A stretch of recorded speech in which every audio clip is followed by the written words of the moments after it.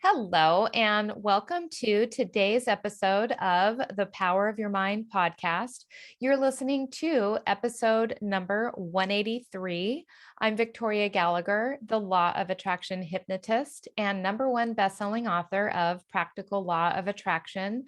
Align yourself with the manifesting conditions and successfully attract your desires. I'm also the founder of HipTalk.com and HypnoCloud apps, which gives you access to over 500 hypnosis recordings right in the palm of your hand. So be sure to download that app from the app stores. And today I have a very special guest with me, Deborah Drummond. Deborah Drummond is an entrepreneur for the past 30 years in the health and wellness and anti-aging field. She has started 7 companies. She is #1 in many different companies across the globe. And she has created media platforms to help people to share the best of themselves. And she can be found on the True That Show podcast and on YouTube. And today, Deborah is going to be sharing some of her insights on lifepreneurship. I love that word, lifepreneurship. I think we really need to dive into what it is to be a lifepreneur. And I see you have your books there in the background and your beautiful cow chair, and you're just looking amazing. And so welcome, welcome, welcome to the show today, Deborah. Oh, thank you so much. Thank you so much. It's such a pleasure to be here. I love this. I love sharing. Yes. Yeah, I do too. And, and it's fun to be able to be on both sides of this. Last week, we did an interview on your podcast with your partner, Caroline Blanchard, who we're missing today. But, I really, really enjoyed getting to know both of you very much. And so now it's time to really pick your brain and really dive in and talk about your background and how you became an entrepreneur or a lifepreneur. And so tell us a little bit, how did you get started in entrepreneurship? You know what? I'll definitely explain the word lifepreneur because that's a big part of the podcast, but I think it's a big part, particularly now. I mean, you look at people with the most incredible ideas and aspirations. And I might be dating myself a little bit, but I've been an entrepreneur for 30 years. I've kind of been on the planet for a little while, right? I'll just say I started in my 20s. And so lifepreneurs are people that have that zest. Now, entrepreneurs are listening. They know what that zest feels like. It's like when you finally come to that place where you're supposed to do something. And it could be, the whole thing around fundraising would be like a lifepreneur, someone who's got a project or something that inspires them, that makes them go all in. Because as an entrepreneur, if you want to go the run of an entrepreneur, you got to go all in. Sometimes you need to take a break and then go all in again. But it's a commitment that comes from somewhere inside you that you sometimes don't even really know why you're getting up or how you could get up, again at 7 a.m. and do what you do. But it's like an inspiration that just keeps growing. Same thing with lifepreneurs. And I think that people are now living from a very different place. If you want to call it a paradigm shift, if you want to call it a cultural change, if you want to call it, being able to pass on aspirations, like people like us that have been kind of doing this for a while, and being able to encourage others and mentor in a way that it's okay to want to go this route of being an entrepreneur. And you can have a successful balance. When I say balance, I mean fulfilled. Okay. I don't mean like equal quadrants of, energy in each, I think that's a bit of a fallacy, but balanced, I mean fulfilled life. And for me, how I first got introduced to entrepreneurship per se, like if I go back to my very, very first time of commerce, that's what I call it. I'll tell you the story of my son when he had his first moment of commerce. But when I had my first moment of commerce, I was about 8 years old, and my mother was a Tupperware lady. And I mean, all I know is that I used to get taken, and I thought it was a joy. She probably thought she didn't have a babysitter. And I would go with her to these living rooms of women that were laughing and having fun and eating and drinking. And honestly, I was listening to things I should not have been listening to, because when women get together, they talk about some interesting stuff. And I felt it's like in my glory, I was like, your I felt imagination. Like yeah, that's right. Yeah, you go along with that. And so I felt like I was one of the club, and my mother wasn't a big income earner in that company, but she definitely was that kind of person that needed that extra money because we were, single mom family.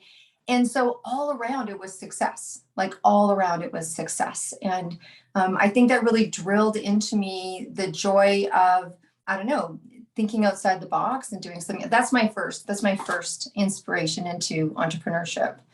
So I love it. I love it. yeah. Yeah. And I can totally see you there as a child, listening in on those conversations and realizing that, these ladies are getting together, and part of it's for business, but part of it's for pleasure. And I think when you're able to mix business and pleasure and get paid for it, I mean, hello, what else would you ever consider wanting to do? So yeah, whoops, I just hit my microphone. I love the way you really blend the two together. And that's what being a lifepreneur is. Yeah, absolutely. Yeah, it's funny. We all have things in our childhood that impact us, some great, some not, and as an adult, you can reflect back, but I can see that was a pivotal moment, because then again, in my teens, my mother joined another company, and it just so happened that that's when I was in my heavy music scene phase, and I worked at club. I mean, I just love music. So, and so I was, cocktail waitressing and bartending and having the time of my life. And my mom started to sell these clothes that all of my fellow cocktail waitresses and bartenders would love. And so I remember, again, bringing them to my mom's house, and she probably had the biggest successful financial night of her career, right? And I'm like, this is so cool. I mean, I was working jobs. I didn't really have that, hey, aspiration. When I finally embarked on my own was when I was pregnant with my daughter. And through my own serendipitous, beautiful story of finding a flyer at a health food store, I saw a woman giving a massage course. And prior to that, I was on my way to go do a 4-year degree in women's studies and a 2-year degree in religious studies, because I wanted to do something in my career that empowered women. And then, after many years of trying, there comes my daughter. So that moved that out of the way. And then I was just grabbing a muffin at my favorite restaurant. And it was the only restaurant that made sugar-free muffins. And I'm a sugar-free girl. And I saw a flyer out of the corner of my eyes. I was running out the door. Anyways, I took this massage course during my pregnancy. And on the second day, it was like tingles everywhere. And I'm sure your entrepreneurs know those tingles. It was like, I'm going to be doing this the rest of my life. And I did end up running a massage studio for 27 years and doing 30,000 treatments from a flyer at a health food store that I made my daughter's father drive me to, which was 45 minutes away, because I was pregnant and I wanted that muffin. That is, you never know when it's going to strike. That is such an amazing story. And, I really do believe that you can be searching and searching and searching, but it's in those subtle moments when you're just present and you're just aware, and you go with that intuition, that grab that flyer, make that call, turn around. It's those moments that if we just look and pay attention and act on our own instincts like you did, I think it really comes down to that. Yeah. Yeah, it was, I mean, I didn't know it was going to be my next career. I just knew I loved massage. Yeah, it lined up and it felt right and felt right. And then there it was. And then it was when I was sitting there, because, and I was like, I could make a real living at this. I could make a real living at this. And I was not in a financially overflowing state in my life. But my daughter's father, my partner at the time, was like, you're doing what? And it's costing what? We were basically, it was a tough time financially. People would say that was kind of one of the craziest times to go and do it. And I can't say he was jumping up and down because he doesn't even like massage. Like he wouldn't even let me practice on him. That's how much he likes massage. And he's like, you're pregnant, you're going to have a baby in 5 months. And this is not going to bring us money. This is going to cost us money. And I'm like, dude, you got to trust me on this. This is exciting. And so, he also had an entrepreneurial spirit. He used to own a 5-star restaurant and those kind of things, but that's not where we were in our life. We were not at a risk-taking time. And I just had to go for it. And obviously it panned out. So during that time, you were not in a good place financially to start this business. Your husband was a little bit skeptical.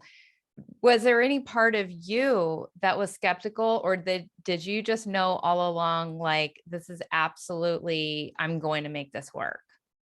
Yeah, you know what? You think that I would have been nervous. I was too fulfilled. I think that, I had started my spiritual practice. I had, stepped into personal development a few years beforehand. I had decided to make some big changes in my life. So I was already in that mental state of believing in serendipity, coincidences, all those things that aren't serendipity and aren't coincidences. So I already had a faith just through some kind of tough times. And and also thank goodness that I'm the kind of woman that I listen to other people's advice, but rarely do I let it shake me. I don't let it move me too much of what I know to be true. I take it in and it can make impression upon me, which is why it's super careful. Probably the only people that really kind of can still shake my core maybe would be my children, because I just love them so much. I remember, this is going to be a really silly example, but my daughter and I used to go shopping, and if I came out of the dressing room and I'm like, oh my gosh, and I would love an outfit I was wearing, and she gave me a little like, I don't know, I literally would take it off. And at one point we were doing that to each other. And I'm like, you know what? We have to stop doing that, because your opinion matters way too much. And I don't want that to change. I just don't want you to say anything. And so honestly, when we go shopping, we don't say anything. We're like, well, yeah, do you love it? And I'm like, yeah. She's like, awesome, buy it.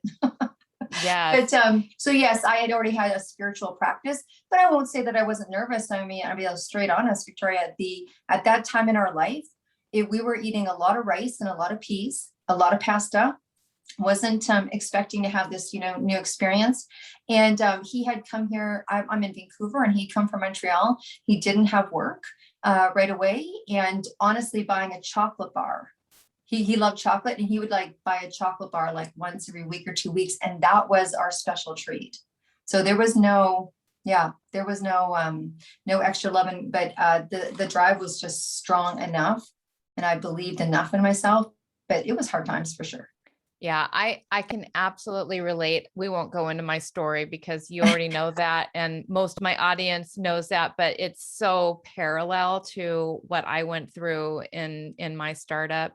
And I wonder how many other entrepreneurs, like soulpreneurs, lifepreneurs like yourself, who are on that spiritual path, and then the door just opens, and that's how it was for you. So I want to fast forward to what was that turning moment when obviously you knew you had to do this. So what was it that kept you going? And then when did it finally, when did you finally realize, okay, I can breathe. I've turned this into a success? So when I first started, when I was taking the course, of course, I was practicing a lot. We were living in a basement suite of a house. It was, like I said, it was super tight times. And so what I did to keep myself inspired was, first of all, the more I was training, the more I was hanging out with that crowd, the more I was kind of digging deeper into myself. It became stronger and stronger in terms of affirmation. When my daughter's father got on board, and I think what he needed to see and what I kept myself going is I started calculating. So I was like, okay, so if I massage this many people a day times this many, this many, and this is how much I can make. And I kept myself, not that money's the all be all, but it certainly is when you're eating rice and peas and you're pregnant, got to tell you, it's a big part of the picture. And so I just kept my own carrots dangling. I'm like, get through this and you can get to this, get through this, you can get through this. And then making the business card, and then, having my daughter, right at the beginning of my business, I had a baby. So I literally remember massaging friends and family for that initial money in my bedroom, because I didn't have a place to go have a massage studio. In my bedroom, there was a crib in my bedroom. There was my bed in my bedroom, and I had enough room for a massage table. And it was that friends and family, people that were like, okay, this is what she's doing.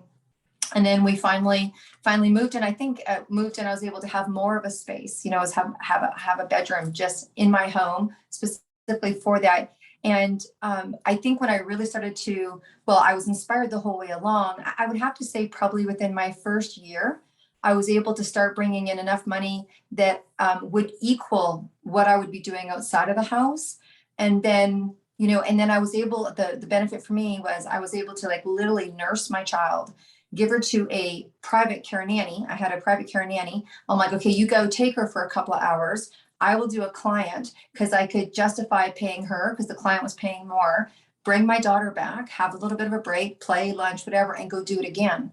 And so I had this financial justification, and I was home and I was raising my daughter. And so the price seemed to be worth it. But I'd say really honestly, 2 years, it got rhythmic. I mean, here's a story. If you're an entrepreneur, and I talk about going all in, you go all in. And so we didn't have, this was before the internet. I didn't have cell phones, and Starbucks didn't exist. Okay. And you know what? You think people think that our business is woo-woo now? Try 30 years ago. You do what? You do what? And you clear energy and aroma what? Like aromatherapy what? And so it was very new. People were like, my family thought, what are you doing? Right? I had one person say to me, literally, this is never going to work. Like, this is ridiculous. But what I did is I didn't have any money for marketing. So I did a flyer. Like, I put a piece of paper, I wrote on it and taped pictures on it, took it to Kinko's, if anyone remembers what a Kinko's is. Yes. And we photocopied color paper. And I went up and down my whole neighborhood, and I taped them on so many lampposts that the city of Vancouver called me and said, you need to stop this. You need to stop flyering, And then I got enough money up to put money in a magazine called Common Ground, which was people that were looking for holistic services. And it literally was like that. It literally was like that. That's amazing. And, it just goes to show, I mean, it really comes down to that energy and that intention that you put into it.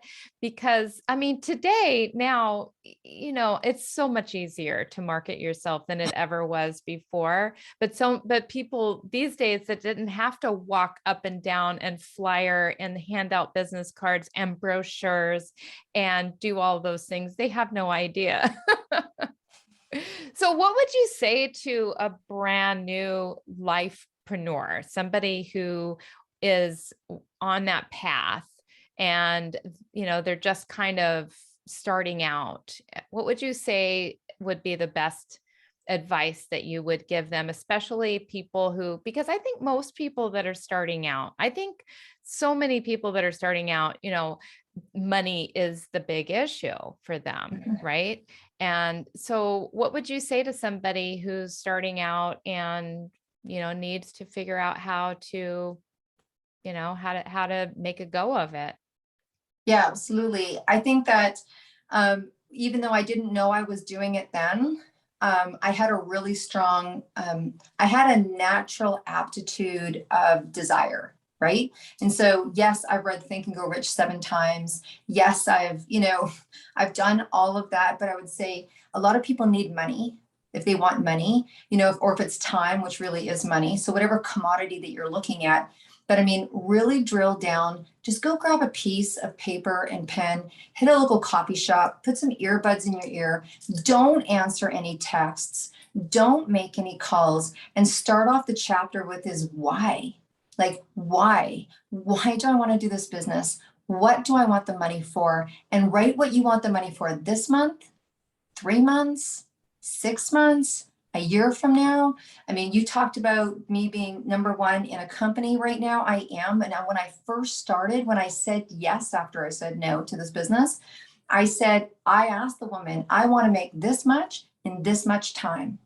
That's it. I need to know, can I? That came as results of many years of doing business and not getting really clear in the beginning. And when she said yes, I knew why.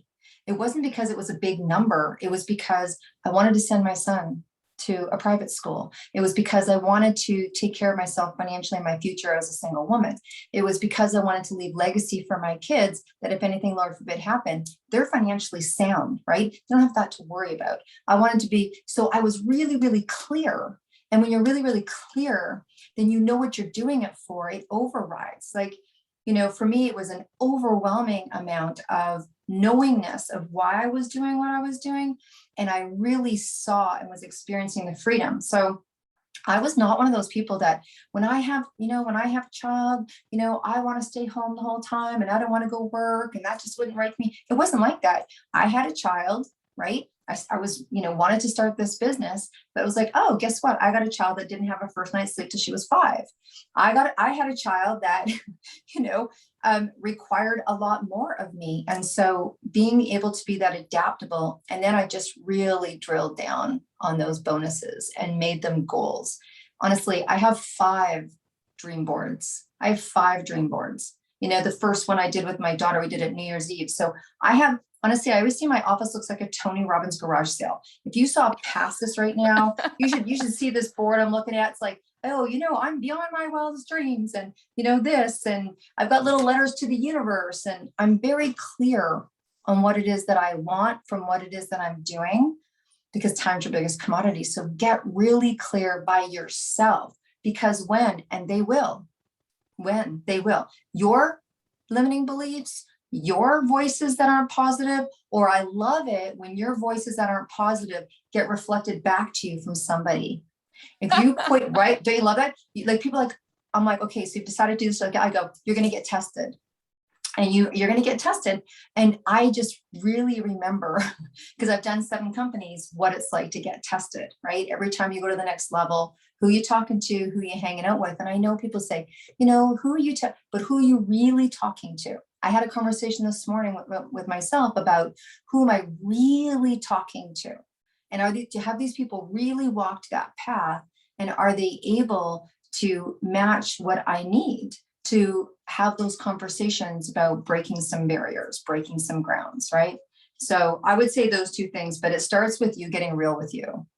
Yes, absolutely. It's so important that people figure out their why and get very, very clear on it. And so thank you for explaining that, because I really think that sometimes people get so caught up in the how, but the how is going to show up when you know what your why is.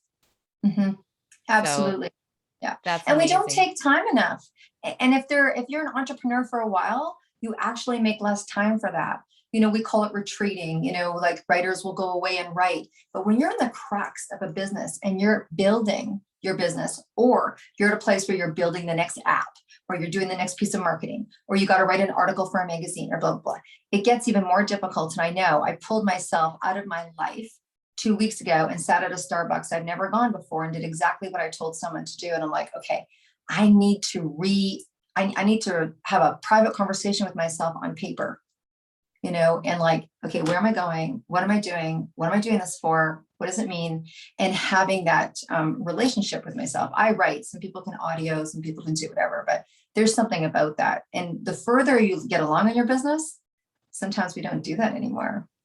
Yeah, I can understand that. I'm actually more of if you read or listened to my phone, I have just hundreds, I probably have hundreds of little journal recordings. It's like, okay, we're going to, we're going to break through this.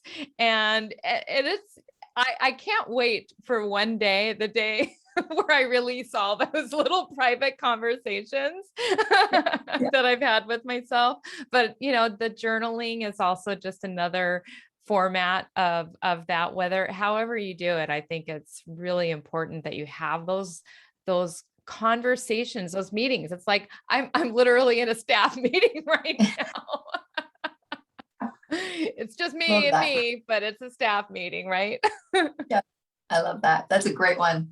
I'm going to take that one. Thank you. I think I heard it from someplace else, so I can't totally take credit for it. Awesome. So what do you do to keep yourself with everything that you have going on with your business, with your relationship, with your child, and all the, keeping friendships? You've got your book, you've got your podcast, you've got all of your companies that you're number one in. I mean, how do you manage to keep yourself in balance and stay centered? That's a great question. I think for me, everything that I've chosen to do has matched my philosophy or my mandate. So sometimes people listen to me, they're like, oh, wow, that's a lot of stuff. But if people listen to it, it all has to do with health, wealth, and wellness. So if I'm launching business books, if I'm launching a podcast for entrepreneurs, if I'm launching a planner for entrepreneurs, if I'm talking about health and wellness speaking, if it's about how to be number one in your company or how to have a sexy brain, it all works in this relationship that I have between my huge love for health and wellness and my huge love for entrepreneurship and putting those two together. So I can talk about either one. For me, it's a blend. So I kind of have a world that I play in, and there's many different ways I play in it, but it all means the same thing. And I got really, really, really super clear on my purpose. So I know why I'm here. When I talked about being a cocktail waitress, I was personally, I think, the happiest cocktail waitress in the world. Now, I don't know why, other than I got to listen to cool music all day, but I was like, I had these regulars and it was great and it was fun. Yes, it was good money. I was having a great time. I loved music, but I was in service. And it came to me through, like, I was a cocktail waitress and then I was a manager of it and I was working with people and I was helping. Then I did, tens of thousands of treatments and I was taking people from here and helping them to go to there. And people in business that I work with entrepreneurs, I take them from here and I get them to go from there. And somehow I feel like my whole idea is to shift people in that sector to a better place, to a better place, to a better place. And so because I think it's all well-rounded and I play in this world, doing my purpose, then it doesn't feel so much like multiple companies. I mean, I'm helping my son with his company right now. It's a different sector. It's the fashion sector. So it's a little different. So I just take my principles. But for me, I keep things very prioritized. When we created the planner, it was not just because I'm like, ooh, that's a good idea. It's because I live and breathe by paper planners. I'm very much an organizer. I have hired a professional organizing coach early in my business. And I actually just had a meeting with her about 3 months ago going, okay, guess what? I got another business. And I'm like, what do you need to do? And she's giving me tips to keep myself in a very functional, organized place. I use priority systems. And so I know what is needed to do based on that structure. And I keep my priorities up at the top, right? I keep the priorities at the top. And then I allow. See, when your business is something that you would do and you didn't get paid for it, and I'm not saying to the universe, I don't want to get paid for it because I'm at the stage in my career where that's just not going to happen. So but I mentor and gift when I gift, but I think it doesn't feel so draining. One, for two, I am the queen of layering. Like I can layer, like I will go for a walk. I'll have a meeting. I'll be able to do multiple things at once. And so I know people say it's bad for your brain. I teach brain health. I'm just saying for my brain, it works really well, right? For my brain, it works really well. So I think I also layer and organize incredibly well. And when I do go and do something personal, like honest today, it's like my son's going to be, going and heading out for the weekend, going somewhere. I made my afternoon adaptable to that, right? I was like, okay. So I think that's one of the gifts of being able to be successful as an entrepreneur. And I'm not saying that there isn't days I haven't done 18 hours. That's not true. But that's where that balance comes in, right? For me, don't think that there's an equal quadrant to each area. I think they fluctuate. And so if I have to go all into my business today and tomorrow I'm taking the afternoon off, to me, that's balanced. You know what? That makes so much sense. And I really appreciate that word that you introduced to me here called layering, because I do that and I didn't realize what it was. But I like that to me, it's blending sometimes, like I'm out going for a walk, and like you said, I'm having business conversations out, or I'm checking my business emails, or doing things. And it's not that I'm not taking the time to appreciate nature. I have the time where my phone's down, but I insist on 2 hours of being outdoors, and so I'm going to make the most out of that time as well. And so, yeah, I love that idea of layering and having, you're actually balancing in the moment, balancing a personal thing that I'm doing for myself, for my health, with being an entrepreneur at the same time and doing the things that I know I need to take care of for my business. And that just makes it both things that much more enjoyable. Absolutely. And I think lately I've been talking about, I think my purpose right now in this part of my career is to free the creatives. Now, look, I'm mid 50s and I started this game in my 20s. And I can't tell you the kind of culture barricades that I've had, even from family, like things like, well, people would say to me, do you spend time with your children? And I'm like, I'm not a monster and I'm an entrepreneur, right? Would you ask the same question to your regional manager at your company? And I'm like, yeah, yeah, yeah. We might be eating dinner on the couch because I've got papers on my dining room table, but we're good. We're good, or those kind of things. And sometimes I think entrepreneurs feel guilty about diving in and being excited. And I'm like, bring everybody along the journey. Like, I'll tell you, the last 3 days has been incredible. Like, my son's starting his business today. He's 17. We're going to go to the bank manager. He's getting his first credit card. Yesterday we had a meeting with his possible new web designer and social media strategist.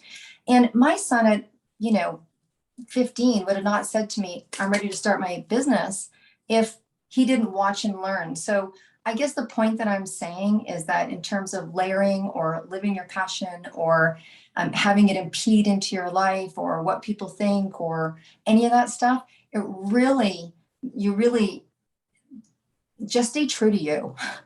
Just stay true to you. Like, if you have a yearning inside to go run a marathon, then run a marathon. Like, if you want to be the best in sports, no one says those things to you. But if you've come from a culture where entrepreneurship is still kind of new for you, or it's new for, like, I was the first one in my family.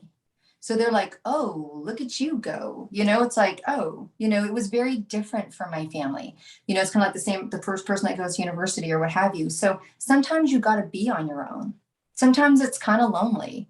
Sometimes you're breaking your own barriers. Sometimes these are beliefs that we bought into ourselves, right? And so, did I have guilty times as a mom, being a business owner? Yeah, for sure. Absolutely. Yeah. Would I have had guilty times if I worked for somebody else and was working late? Probably.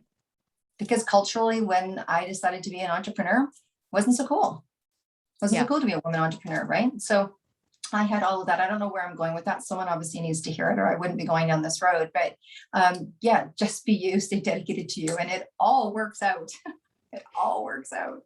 Yeah, no, I think people do need to hear that. I think people need to give themselves permission to be who they want to be. Look, you're gonna figure it out to how to be what you want to be anyway. Your subconscious mind, has the program for you to be who you are planning to be. And so it's gonna break through. So whether you feel guilty, whether you hold yourself back, so people do need this permission. So I just want to thank you for giving people that permission.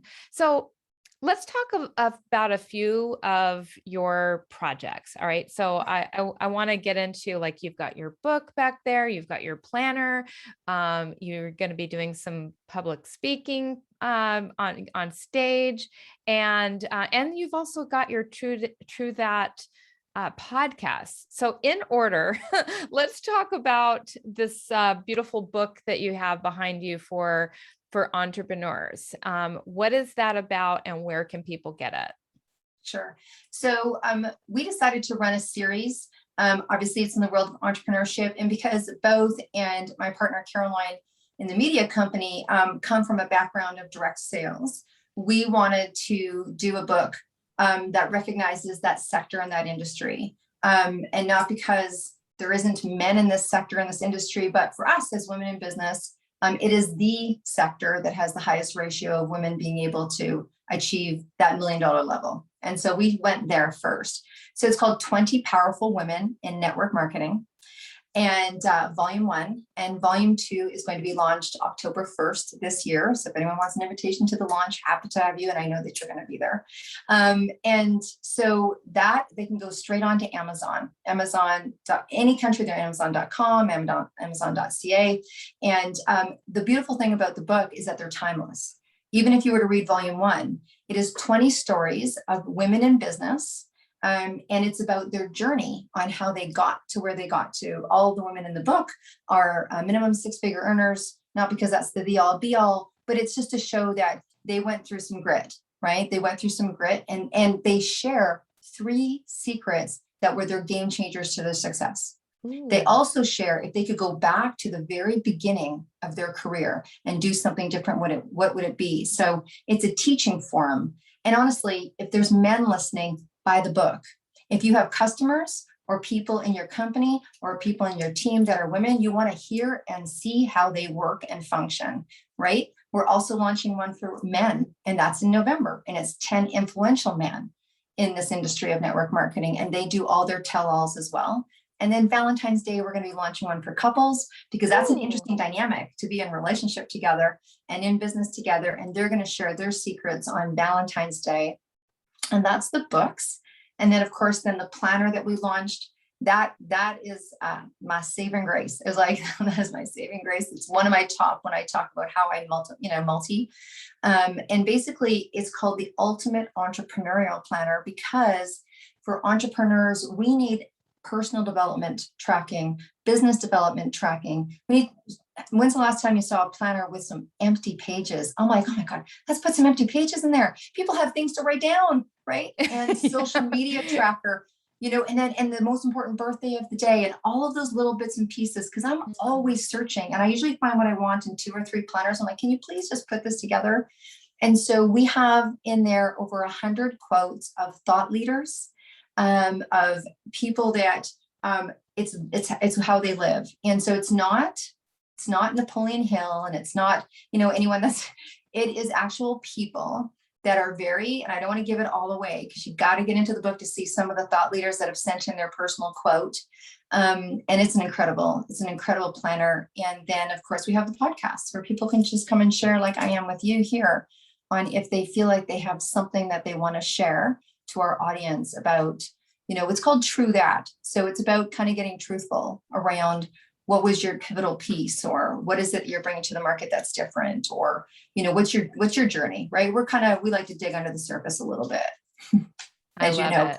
Yes, yeah. Yes, definitely. Definitely. Yeah. Well, I love your journey. I love all of your, various different aspects of your business. And I mean, you're just amazing and so inspirational.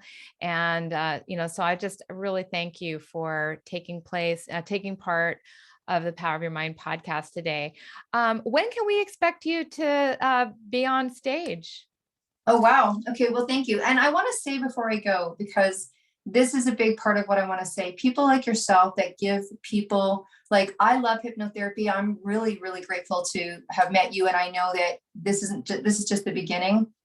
But when people ask how I got to where I got to, it was, any interview you go to that I've done, it's coaches, counselors, therapists, sometimes business coaches, support things, subconscious support. I mean, I really see your work as a subconscious coach to what maybe a coach, they're like, yeah, let's get you forward. And then your work is so integral. It's so important to be able to have someone take care of that part that we don't know and don't see that's holding us back. So anyways, thank you for your work. And thank you for saying that. I really appreciate it's important. That. Yeah. I'm sure your audience knows how important it is. And so on stage right now, we're still doing the world of online. But I'm expected to be on stage for eWomen Network, I believe on September 23rd. And then there's something else being lined up for later this month that I need to confirm as well. But those are just starting to open up. But if people go to, because during this time, everyone goes to my YouTube and it's just Deb Drummond.